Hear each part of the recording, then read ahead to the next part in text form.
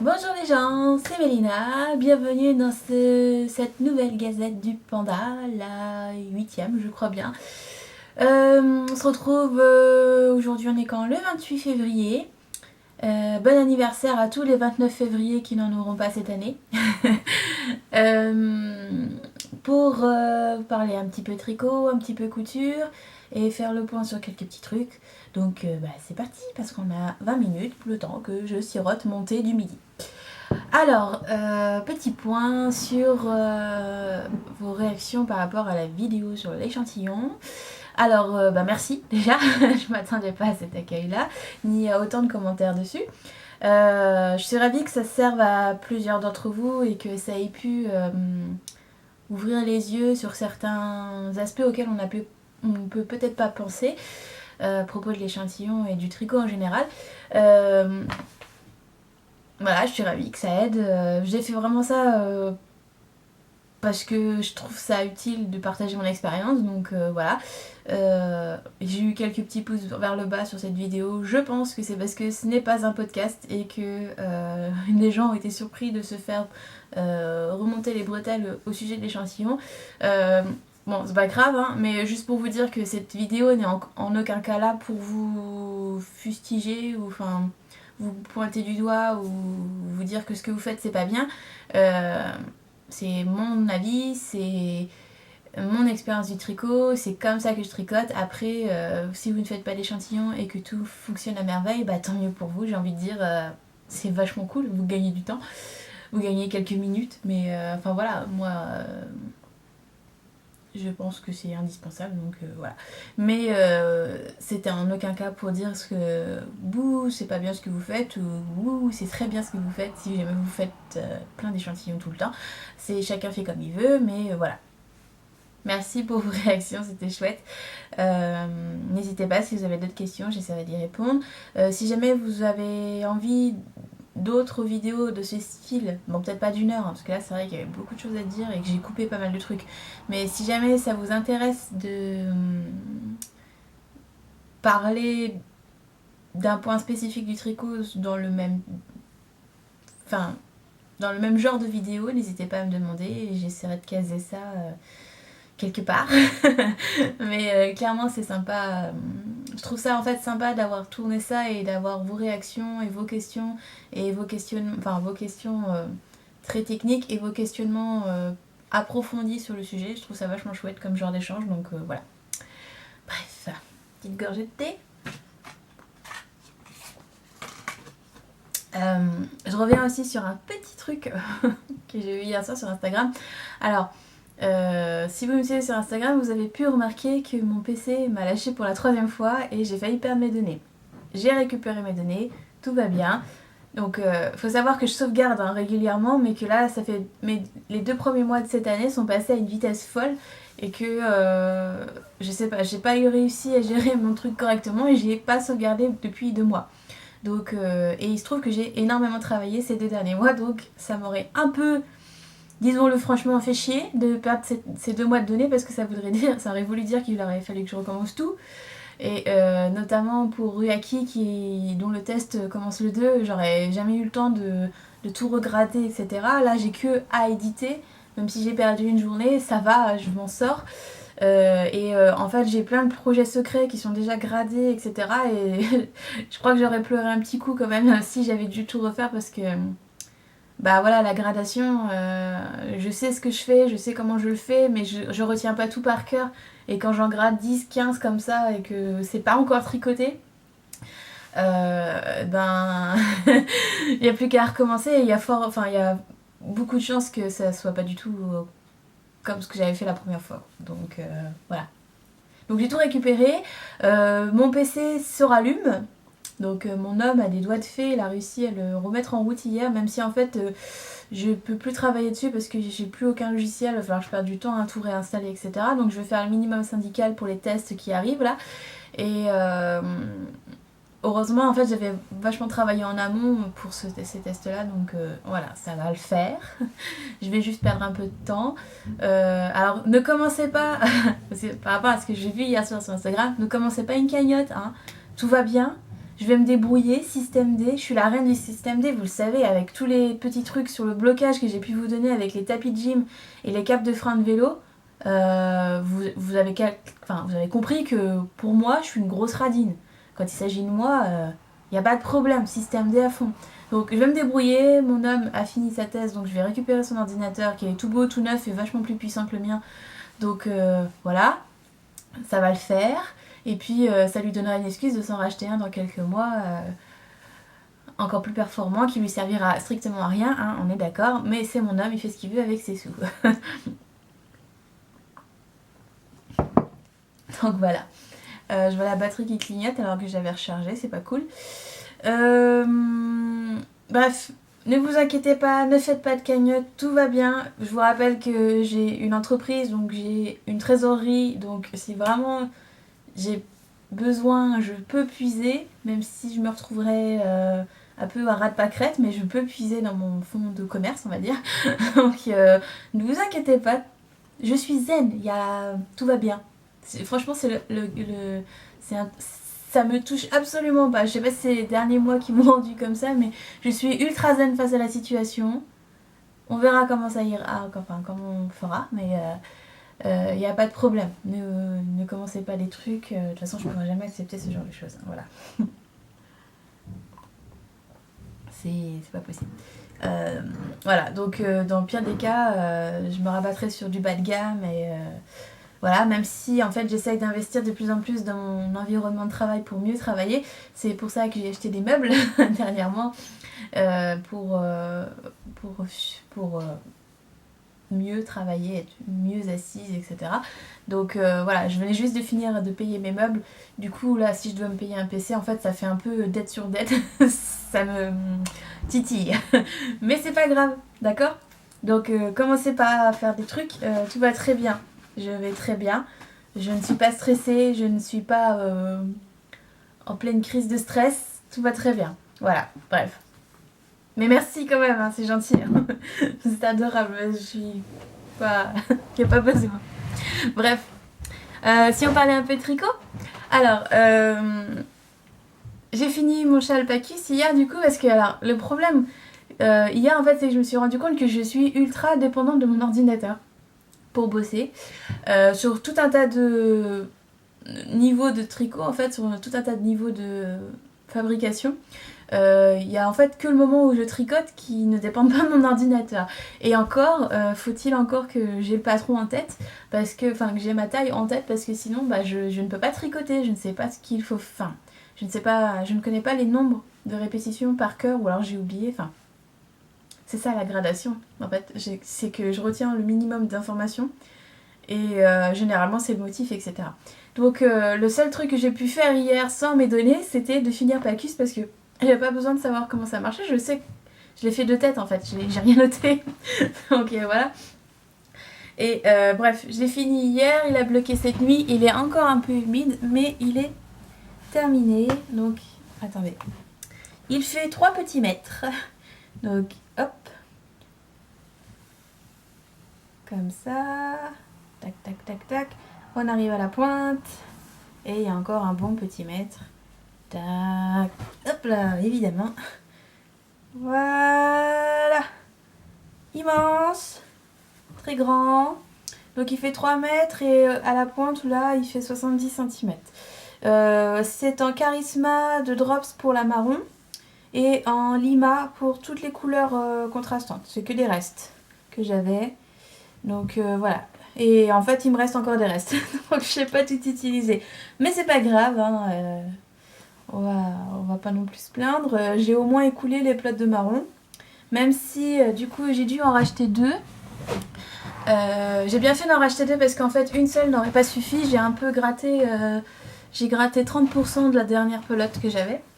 Donc bon bah c'est pas un achat perdu, mais ça me fait un reste en fait, donc j'ai un reste de toutes les couleurs qui sont là, plus ou moins important, à peu près 25 grammes de chaque couleur, donc il va falloir que je trouve autre chose à faire, ou alors je les mettrai dans ma blanquette au crochet, au pire. Donc immense. Et bon, je vais pas retirer les châles que j'ai là, parce que ce serait pénible, mais hop, on peut grave sans m'étouffer. dedans sans problème. Bon là on voit que le blanc parce que je fais pas attention à comment je le mets, mais il y a bien toutes les couleurs, voilà, il suffit de le retourner un petit peu par-ci par-là, et puis on est bien, voilà. Ça c'est un châle pour le froid canadien, voilà. Donc ce sera mon entrée pour lequel des pelotes Kibageno de... C'est quoi déjà? Le thème A ou B, je sais plus. Pour une balade dans le froid canadien, il faut un gros châle doudou. Voilà. J'en suis super contente. Elle s'est beaucoup adoucie au lavage, la Charisma, parce que je peux la porter autour du cou. Alors on n'est pas sur du mérino, méga doux, alpaga, tout ce que vous voulez, mais ça se porte. De toute façon, quand il fait grand froid comme ça, en général, j'ai un petit châle en tissu en dessous, parce que c'est celui que je porte à la maison, et puis je mets direct par-dessus le gros châle. Donc ça me gêne pas plus que ça. Donc du simple, du basique, point mousse, point brioche, un type d'augmentation, un type de diminution, et on répète, tout simplement. Je vais faire des vidéos demain, en espérant qu'il fasse pas trop gris. Pour le point brioche en aller-retour bicolore, l'augmentation que j'ai utilisée et la diminution que j'ai utilisée. Comme ça, au moins, je suis sûre que c'est un châle pour débutantes et que s'il y a un problème, vous pouvez aller voir les vidéos. Donc j'ai mis les informations pour le test sur Ravelry. Il y a une petite aire de ça, donc si vous êtes intéressé par le test ou que vous avez des restes de DK que vous ne voulez pas, enfin vous ne savez pas quoi faire, c'est le moment de les utiliser. Au passage, j'en profite pour vous dire que je fais des vidéos pour mes patrons, mais je fais des vidéos spéciales. C'est-à-dire, par exemple, pour CQS, j'avais fait une vidéo spéciale pour l'encolure en i-cord, comment monter sur l'i-cord et puis continuer avec la boutonnière, etc. C'est un point du patron précis, c'est pas tout le patron que je fais en vidéo. Donc c'est la même chose pour le patron Temae, je sais pas si vous vous souvenez, mais c'était pas l'an dernier, mais l'année d'avant, j'avais fait un mystery cal avec les chaussettes Temae, et j'avais fait des vidéos pour les orteils, le talon, et l'arrondi du talon et l'arrière du talon. Donc ça faisait 3 vidéos, et c'était étape 1, étape 3, étape 4. Donc l'étape 2 et l'étape 5 n'avaient pas de vidéo parce que ça n'est pas nécessaire. Et je rappelle que ce sont des vidéos qui sont des appuis visuels pour le patron. Ce n'est pas le patron en entier. Si vous voulez tricoter le modèle, il faut avoir le patron. Voilà. Donc, et c'est pareil pour toutes les vidéos spéciales patron. C'est un point du patron, c'est pas tout le patron.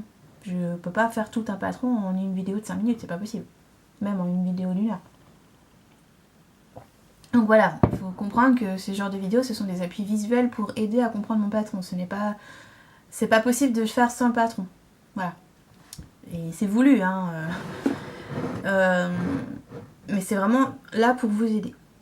Bref. Couture. J'ai cousu mon cannelle ethnique. Samedi, oui samedi. Donc tada. Ça pique un peu les yeux, hein, on est d'accord, hein, c'est pas un tissu hyper discret. Je vais le passer, même si je suis désolée, mais avec ce que je porte, ça n'ira pas du tout. Désolée pour vos yeux. C'est pas grave, hein. C'est pour la bonne cause. Voilà. Donc, cannelle, hein, c'est le 4e que je fais. Ça faisait peut-être bien un an que je l'avais pas fait, donc j'avais oublié que les manches étaient aussi longues. Faudrait peut-être que je les raccourcisse ou juste que je les retourne, hein, c'est pas bien grave.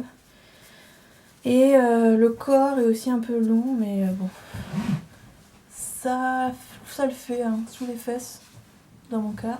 Je sais plus, en fait, j'avais fait des modifications, mais comme j'ai rien noté sur mon patron, du coup j'ai fait comme ça venait. Je suis pas trop mécontente du résultat. Ça fait vraiment un gilet, comment dire, pas très discret, on est d'accord là-dessus, mais c'est ce que je voulais, quelque chose qui se démarque un peu parce que j'avais fait un cannelle gris, un cannelle noir, et si le cannelle à papillon, mais bon il est beaucoup trop léger pour le porter actuellement, donc voilà, c'est pas trop mal, et c'est vite cousu, hein. Je pense que j'ai cousu en 1h30, le temps de relire le modèle quand même, parce que je relis quand même parfois les constructions juste au cas où il y aurait un petit point spécial à ne pas louper. Mais voilà. Et puis alors la bande j'ai un peu grugé parce qu'en fait elle n'était pas assez longue. Donc j'ai tiré. Même si de base il faut quand même déjà tirer dans le patron. J'ai tiré mais ça passe, ça gondole pas. Un bon coup de fer, impeccable. Donc voilà. C'est un tissu pas super doux, hein. Vous voyez la matière? Ouais, bien. Mais bon, ça va. Et puis niveau raccord, je me suis pas trop mal débrouillée, hein. En tout cas, dans ce sens-là, ça va.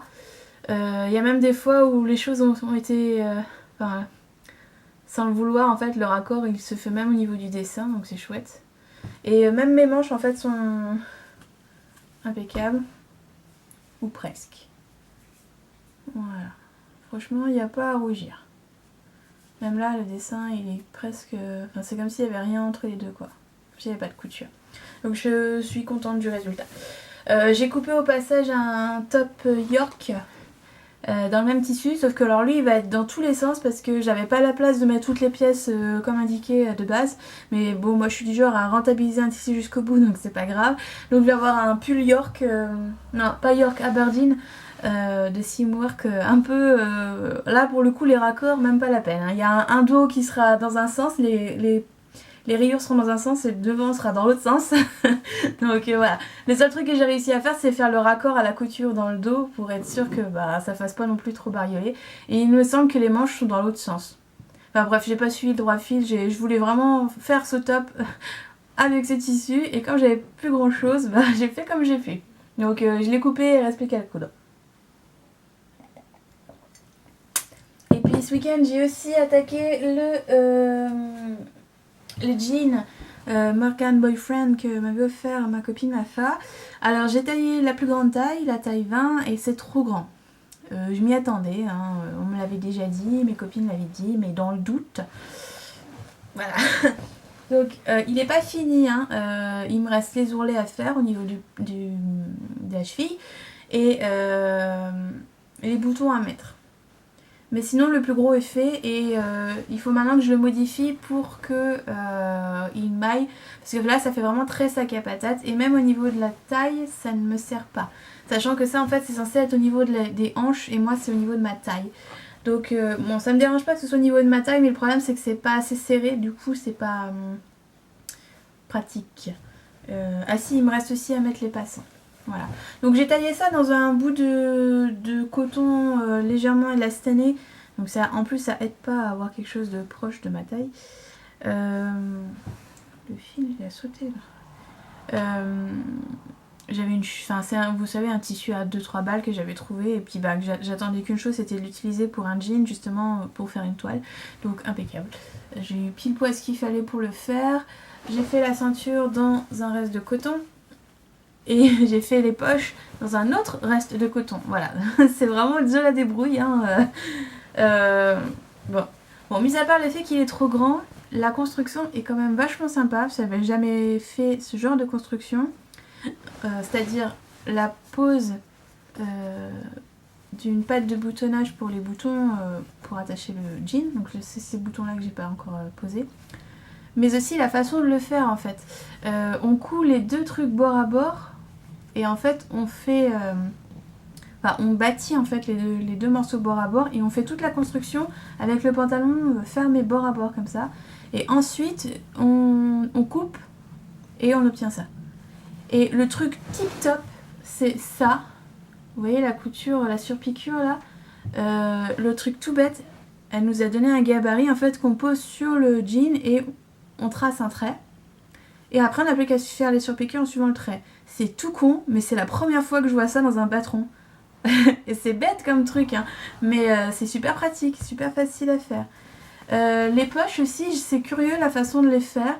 En fait, il n'y a pas de couture là sur... Vous avez la poche, là, voilà. Et en fait, la seule couture de poche que vous avez, c'est en bas, là. Ici. C'est tout.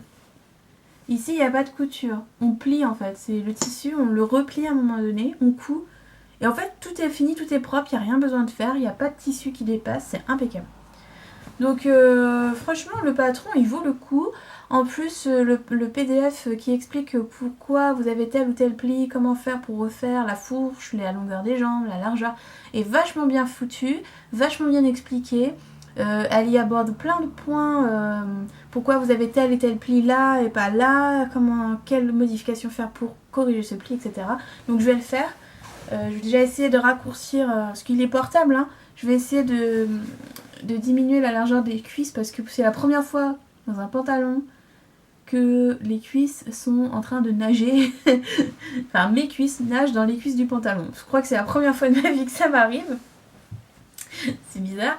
Mais voilà. Bon, sinon, il est super bien. Bon, il taille grand, il taille long, mais je suis petite, donc c'est surtout ça, à mon avis. Les explications, alors il y a les explications en anglais et les explications en français. Je trouve que les explications en français des fois sont un peu globales. La traduction elle est pas assez précise je trouve, donc je suis allée voir sur le PDF en anglais parce que j'arrivais pas à comprendre ce qu'il fallait faire. Et pourtant c'est pas la première fois que je monte un pantalon, je veux dire j'en ai déjà fait plusieurs. Avec braguettes, etc. Et c'est pas la première fois que je monte un pantalon de ville ou un jean. J'ai fait celui de Christelle Benettou. C'est pas du tout la même construction, donc j'étais un peu perdue. Et des fois, la traduction française, elle était pas au top. Enfin, je trouve qu'il manquait des trucs. Bref. Mais sinon, vraiment bien. Vraiment un fini impeccable. On peut même mettre un patch de cuir pour faire véritable. Le seul truc qui me chagrine aussi, c'est cette poche. Vous savez, la petite poche, je la trouve super large. Même pour ma taille, en fait. Je la trouve beaucoup trop large. Je trouve pas ça très saillant. Donc, je pense que je la diminuerai pour la prochaine. Mais vraiment, le patron génial. J'ai dû mettre 5 heures, 5-6 heures, mais j'ai vraiment beaucoup bugué sur le patron. À le faire. Mais le patron m'a vraiment interloqué. Bon, la prochaine fois, ça ira plus vite, mais... Voilà, donc je vais le diminuer, puis la prochaine fois je pense que je vous le montrerai porté. Je dois vraiment juste diminuer les hanches, enfin les cuisses, même le mollet il est trop large. Et je vais mettre des passants et celui-là je le porterai avec une ceinture si j'ai pas envie de tout redéfaire. Et le prochain je le diminuerai probablement d'une taille. Donc voilà, c'était ma couture du week-end. Pas de tenue complète mais un jean, un gilet, un châle, c'est presque une tenue complète, hein. De toute façon je crois que j'avais visé beaucoup trop haut pour le temps que j'avais, donc bon voilà. Bref, on s'arrête là, c'était ma petite gazette du jour. On se retrouvera probablement à la fin de la semaine si je m'en sors de mon travail. Là j'ai beaucoup de choses à rattraper. C'est dingue ce qu'une journée de retard peut causer comme retard global. Mais on va faire avec. Bref, je vous fais des gros bisous, on se retrouve une prochaine fois. Passez une bonne semaine. Faites de jolies choses avec vos aiguilles, quelles qu'elles soient, et puis voilà, amusez-vous. Bye bye!